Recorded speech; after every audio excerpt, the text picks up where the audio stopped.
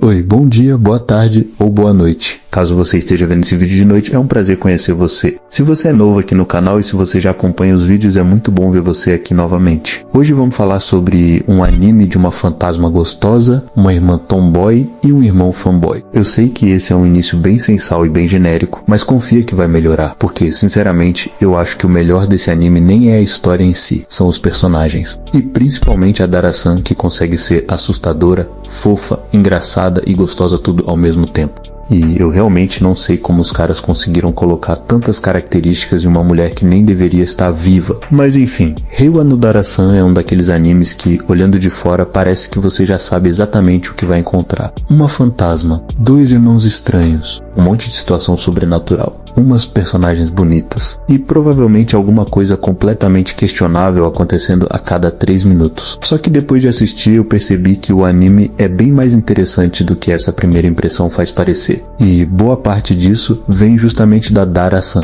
Então hoje eu quero falar sobre essa fantasma gasosa, sobre os personagens que cercam ela, sobre as bizarrices desse anime e principalmente sobre por que raios eu gostei tanto desse anime. Mas antes de falar dela, precisamos falar de quem teve a brilhante ideia de simplesmente tratar um espírito vingativo como se fosse parte da família, os dois irmãos. Nesse anime a gente tem como protagonistas a Hinata e o Kaoru, que são dois personagens menores de idade, onde a irmã é uma tomboy de 16 anos e o irmão mais novo é um fanboy ou um trap, eu realmente não sei qual é o jeito certo de chamar isso. O importante aqui os protagonistas são um fanboy e uma tomboy. E sinceramente, eu gostei bastante do visual dos dois, só que obviamente existe uma questão aqui que eu não posso simplesmente fingir que não existe. Tem algumas cenas envolvendo os dois que são bem estranhas, principalmente porque eles são menores.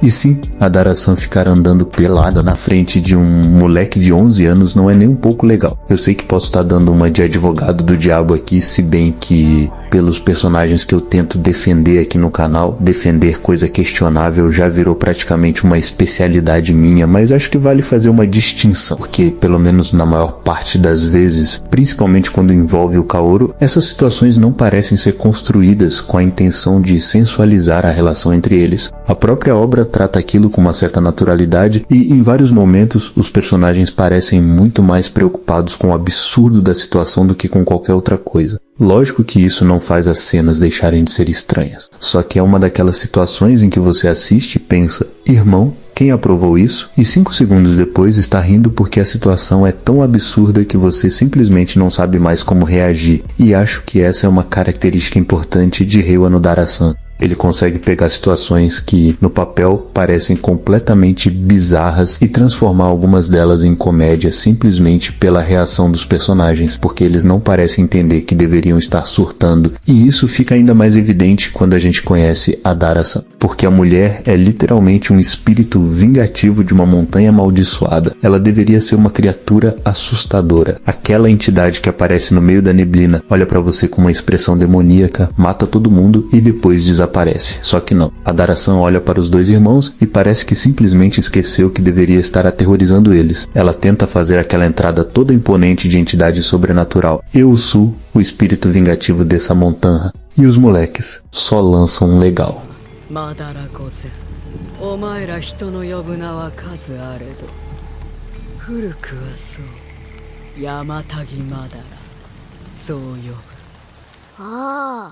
Yamada-san? いや、生命じゃねえし、そこで切るな。それじゃ下の名前ギマダラになるだろ。何人だよ。A mulher passou sabe-se lá quanto tempo tentando construir uma reputação de espírito vingativo e esses dois conseguiram destruir tudo em 5 minutos. E eu gosto muito dessa dinâmica, porque os dois não tratam ela como uma entidade sobrenatural extremamente poderosa. Eles tratam ela como uma pessoa. E isso deixa a Dara-san completamente indignada. Ela quer ser assustadora, eles querem saber se ela vai jantar, ela quer manter uma postura misteriosa. Eles fazem perguntas completamente normais. O que começa como um encontro entre dois moleques e um espírito vingativo acaba virando praticamente uma amizade. E eu acho isso muito mais interessante do que seria se eles simplesmente passassem o anime inteiro fugindo dela. Porque a Dara-san tem personalidade. Ela é orgulhosa, se irrita fácil, tenta manter aquela pose de mulher misteriosa e assustadora e ao mesmo tempo consegue ser completamente idiota em algumas situações. E é justamente esse contraste que faz ela funcionar. Se ela fosse séria o tempo inteiro, provavelmente seria uma personagem bem menos interessante. Mas se ela fosse apenas uma personagem engraçadinha, também não funcionaria tão bem. Mas antes disso, eu preciso falar de uma coisa muito importante. Tem um episódio que a Dara-san muda o penteado do cabelo e, mano, que mulher, sério. A Dara-san ficou terrivelmente fofa com esse penteado. Deus, eu te peço em oração, me abençoe. Não, pensando bem, isso foi egoísmo da minha parte. Deus, eu te peço que abençoe todos os inscritos desse canal também. E que, se possível, mande uma fantasma gasosa dessas para cada um. Pode mandar por Sedex. Eu sei que provavelmente ela não cabe na caixa, mas aí já é um problema entre ela e os Correios. Amém. Enfim. A Dara-san é uma personagem que eu achei muito mais interessante do que esperava, porque olhando de fora você pode pensar, beleza, ela é só a mulher fantasma gostosa do anime. E olha, eu não vou mentir, esse foi um dos motivos pelos quais eu cliquei, mas depois que você começa a assistir, percebe que ela tem muito mais coisa acontecendo. Uma das coisas que mais gostei é que o anime não reduz a personalidade dela ao simples fato de ser um fantasma. Antes disso, ela já era uma pessoa. Tinha seus próprios relacionamentos, lidava com problemas e fazia parte de uma família. E tinha uma vida que acabou de uma maneira extremamente cruel. E isso importa porque, conforme você conhece a Dara-san no presente, você começa a perceber pequenas coisas que fazem muito mais sentido quando você conhece o passado dela. Mas antes de chegar nessa parte, o anime também faz uma coisa que eu gostei bastante com os outros personagens. Ele pega um arquétipo e não deixa ele ser só o arquétipo. Por exemplo, você olha pro Kaoru e pensa, beleza, um moleque afeminado. Provavelmente vai ser aquele personagem tímido e fofinho que fica falando baixinho. Não, o moleque é uma criança normal. Ele tem energia, tem personalidade e o visual dele é apenas uma parte disso. E a Hinata também, você olha pra ela e pensa, uma tomboy. Cabelo curto, não gosta de usar saia, não parece muito interessada em ser feminina. Você já imagina o arquétipo inteiro. Só que ela também tem outros lados. Ela é preguiçosa, tem as próprias manias e não é simplesmente a irmã tomboy genérica número 37. E essa brincadeira com expectativa também aparece no resto do elenco. O professor do Kaoru, por exemplo, quando ele aparece pela primeira vez, passa uma energia de esse homem tá parecendo aqueles manos de hentai. Até a própria Dara-san começa a desconfiar dele e você fica pensando, pronto, achamos o vilão. Aí você descobre que o cidadão só é um otaku meio esquisito que gosta de cosplay. Cara, eu admito que pensei que o Kaoru ia ser estudado ali, mas acho que nunca fiquei tão feliz em descobrir que alguém era apenas um esquisito. E ainda tem a Miwa, que é provavelmente uma das pessoas mais esquisitas dessa história. E o pior é que eu vi uma imagem dela no Pinterest antes de conhecer esse anime e eu achei a personagem muito bonita. Ela é uma designer que tem fobia de homens e acaba desenvolvendo um interesse pelo Kaoru justamente porque ele é um dos poucos homens com quem ela consegue ficar confortável. E obviamente isso incomoda a Dara-san, porque aparentemente a mulher já tem que lidar com espíritos, maldições e o próprio passado traumático e agora também precisa lidar com concorrência. Coitada. Mas eu gosto que o anime não simplesmente pega essa situação e transforma tudo numa coisa absurda sem nenhuma consequência. Existe uma relação de amizade ali, existe uma preocupação da Dara-san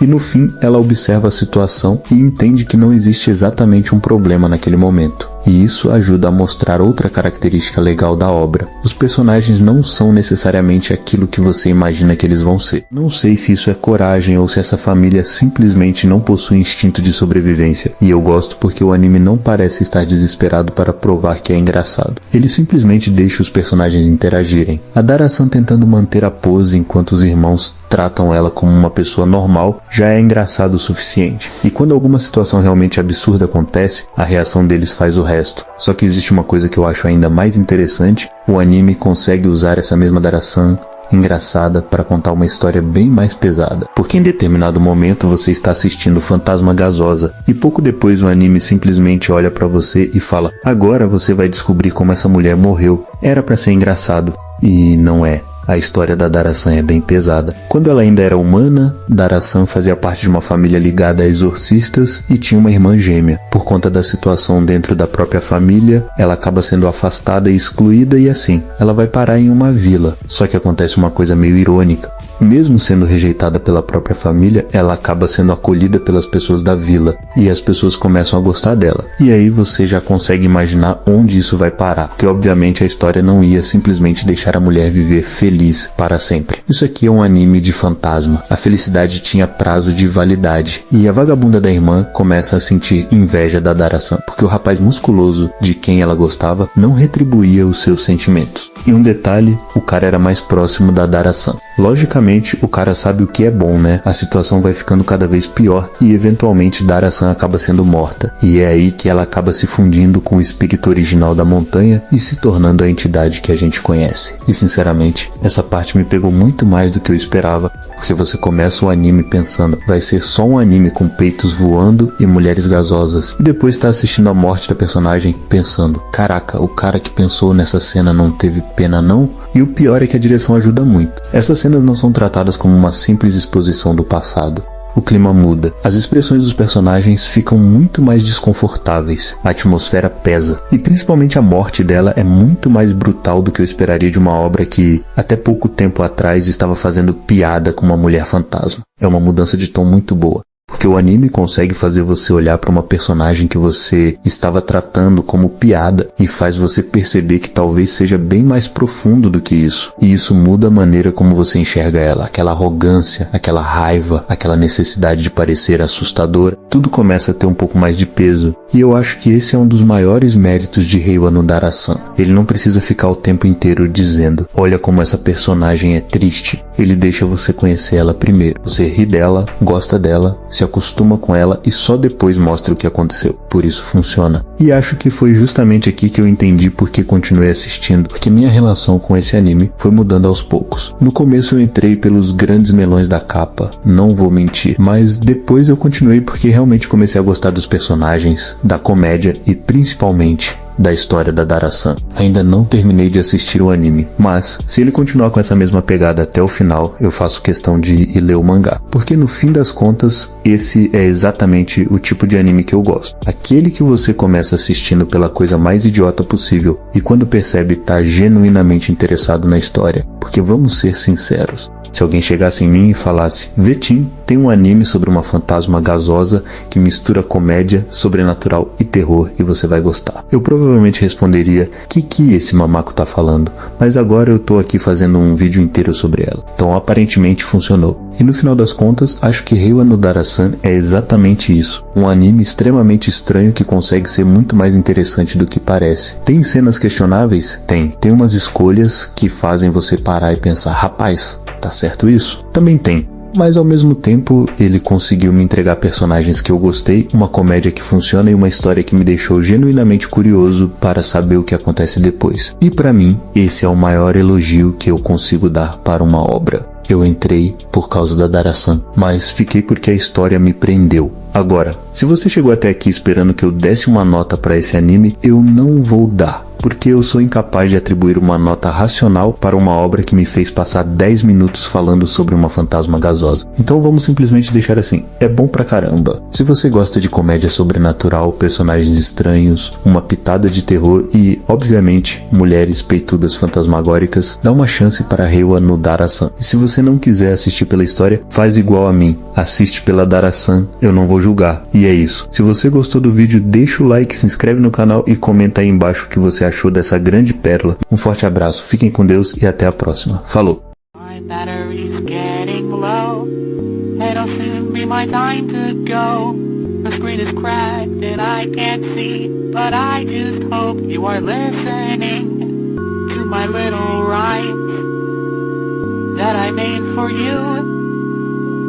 Somebody out there that cannot hear my